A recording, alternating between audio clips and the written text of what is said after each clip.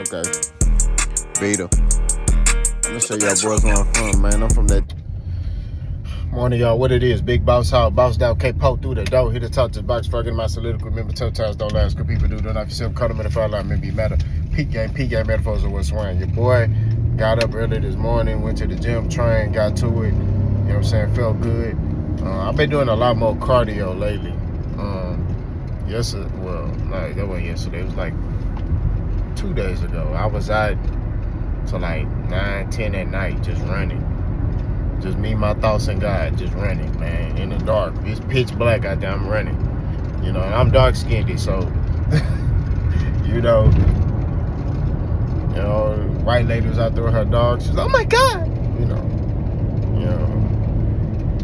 They see a melanated brother running, when white girls start tripping, they want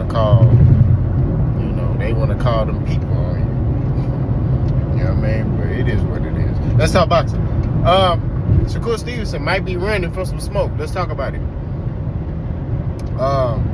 So, boss be reading. I was reading BoxingNews24.com, and y'all go check it out. I'll post a link in the description. And the writer might be on to something. Right? I made a video talking about Teofimo Lopez. Shakur Stevenson called out Teofimo Lopez. He talking about that's a fight he won at 140. I guess Teofimo Lopez spoke on a particular potential opponent or an opponent dealing with Shakur. And Shakur's like, I'll fight you. And, we can set up, you can put your belt on the line. And, I'll move up to 140 to fight you. But the writer of this article pointed out that Shakur might be trying to go to 140 to avoid fights with his number one contender, Andy Cruz, Cuban boxer, who dominated Keyshawn Davis in the amateurs, and might be trying to avoid, I think his name, Nadia Herrera, the knockout artist, the Cuban knockout artist. I think he lives in Saudi Arabia. So those two dangerous fighters that Shakur Stevenson might be avoiding. Don't forget, Tito Mercado was on his head too, but Tito Mercado's at 140, but he said he'll fight Shakur Stevenson. So all this boogeyman talk about him being a boogeyman and nobody want to fight him, and he got to beg for fights and all this stuff that him and Terrence Crawford talk about is bull crap and it's cap. Okay? The writer might be on to something when he's talking about, Shakur might be running from those guys. He might be on to something. I can see ways that could be, that could be the case. Because, like I say, a lot of fighters run from styles they struggle with, right? And those two guys may have a style that Shakur Stevenson may struggle with. You know what I mean? Nah, that Nadia Herrera dude, I ain't never seen him fight, but I think he got like 18 fights and 16 KOs or something like that. So he knocking boys' soul out their body. So all I'm saying, I'm going to keep it 1,000. He ain't knocking souls out boys' body. So I already know. All right? I already know. He getting there with Shakur, right? It's a potential he can knock Shakur out. Andy Cruz, it's potentially he can beat Shakur Stevenson, right? We got to keep it 1,000, keep it real, coming down, working with we. Right? There's some potential there. There's an argument you can make and say, look, man, this boy here knocking soul out of, Shakur Stevenson. Those styles may be a problem. They may be easy work, but it seems like Shakur is avoiding them. The problem I have with Shakur Stevenson and Bud Crawford and them is this. They push a narrative that, dudes don't want to fight me. They don't want to fight me, man. Everybody ducking us. They don't want to fight us. But then, this dude's currently actively calling y'all out, and y'all don't even acknowledge them. Y'all trying to little boy him. Oh, man, he need to do more to get in the ring with me. No. When you was in that position, so-called, and you was like, I want the fights, I want this, want that, you was crying.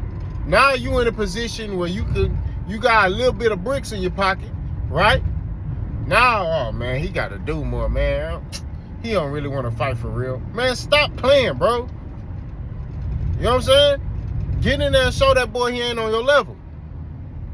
You know what I'm saying? That's why I respect fighters like David Benavidez. Because David Benavidez, he didn't have to fight David Morrell. He could have little boy David Morrell. He could have told David Morrell, man, shit, man, you ain't even doing nothing for real. He could have little boyed him, but he said, nah, this the fight y'all fans want, I'm gonna give it to you. What's cracking? You know what I'm saying? We just keeping it 1,000. That man sat there and was like, you know what, I'm gonna give y'all what y'all want. Now I know somebody gonna say, oh, he gave Floyd Schofield a shot. Look what happened to Floyd Schofield. Every fighter is different. You can't sit here and continue to make it seem like every fighter that is not well known gonna do the same thing. Like every fighter gonna be like, oh man, you know, I'm gonna pull out the fight with Shakur Stevenson. Nah, bro. Every fighter is different. Every fighter holds a different, you feel me? Every fighter got a different situation. So all I'm saying at the end of the day, to keep it 1,000, is like, when you look at Core, for you to be different, for you to separate yourself from the others, you can sit there and be like, you know what, I'm gonna give these guys a shot, because these other guys not giving these young and up and coming guys a shot. I'm gonna do that. I'm gonna be different. Okay, these dudes making noise, all right, cool, I'm gonna shut them up. That's what separates you from everybody else. For you to shut these dudes up, you beat them. You make easy work of them. You make lunch meat of them. That's how you do it. You don't sit out there and little boy him and ignore him and they be like, oh man, I only want, you know, I only want to fight this dude. Bro, if you can't get those fights, then you need to be like, you know what? I'm gonna keep it 1,000. I'm gonna go ahead and fight these up and comers. They calling me out, let me fight them. That's how I feel about Terence Crawford. It's like, bro, Bakram Zalev want to fight you, I'm gonna go fight Canelo. Nah, look, I'll be real with you, okay? I'm be blatantly honest. I understand that one, because that's life-changing money, right? When you fight Canelo, that's life-altering, life-changing money. So you can sit here and fight this dude where you gonna make maybe $1 million, or you can go fight Canelo and make 20 million. You know what I'm saying? So I understand that one. But all I'm saying at the end of the day is just the principle of the whole thing. It's like, look, Shakur hasn't accomplished what Bud has accomplished, right? He's trying to model himself after Bud and, you know, the decisions Bud made, but we just gonna keep it real, bro. He not Bud, bro. See, the difference between him and Bud is Bud was actually knocking stuff out. Bud was actually having good performances, right? Shakur Stevenson has lacked, you know, ever since he fought Edwin De Los Santos, his performances have been poor, bro. We just gonna keep it 1,000. I'm not sitting here saying he trash or nothing like that. It's not what I'm saying. I would never disrespect a fighter. I once was a fighter in the amateur, so I understand, you know, the hard work a fighter put into it. All I'm gonna say at the end of the day is this: you are looked at and regarded as one of the best, you know, according to others, not me, as the best lightweight, right? You're looked at it over Gervonta Tank Davis, over Lomachenko. You're looked at as the best lightweight out here, right? That's how you're viewed. So since you're viewed in that manner, you need to perform better. That's just what it is. You can't sit here and claim you the best and you got dudes who are levels below you fighting better than you. You know what I'm saying? That's just real talk. Your combo, bro, boys is fighting better than you, bro. You know what I'm saying? Even Tank fighting in a draw with Lamont Roach fought better than you. Lamont Roach is fighting better than Shakur. You know what I'm saying? We keeping it 1,000. You know? And look, I understand. You got the sack chasers. You got the Shakur fans. You know, the diehard Shakur fans. I don't give a damn about none of that. We fans of boxing at the end of the day. And I'm just here to keep it 1,000. When you sit here, you analyze the totality of the circumstances, bro. Shakur Stevenson has underperformed. He has underperformed. He has not lived up to what he is. You feel me? And that's just real talk. I like Shakur. You know what I'm saying? I was one of the ones early on that was talking about Shakur. I had, you know, the people on my channel. People know on my channel, I was like, boss, I can't get with you on that one. I can't get with you on the Shakur Stevenson train, bro. You know what I'm saying? Go back, watch all my old videos. I was like, man, Shakur, man, he good, man. He that one. You know what I'm saying? He looking sharp.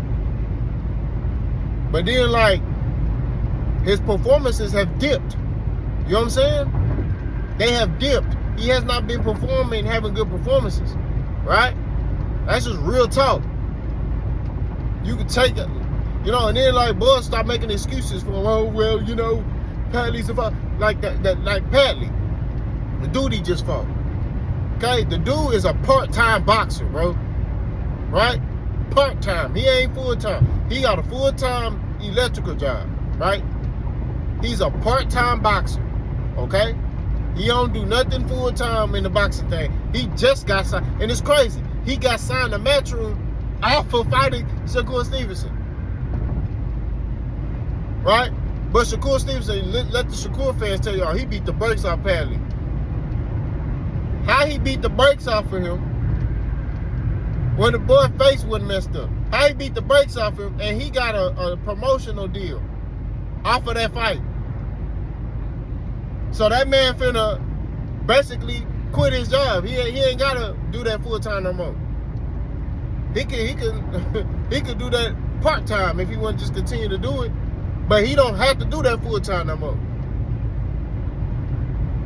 Shakur got that man a full time boxing job, bro.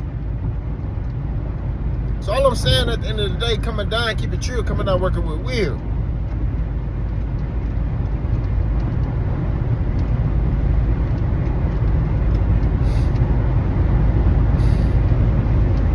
Shakur running for some smoke. Right? That's just what it is. Y'all let me know what y'all think. Let's go.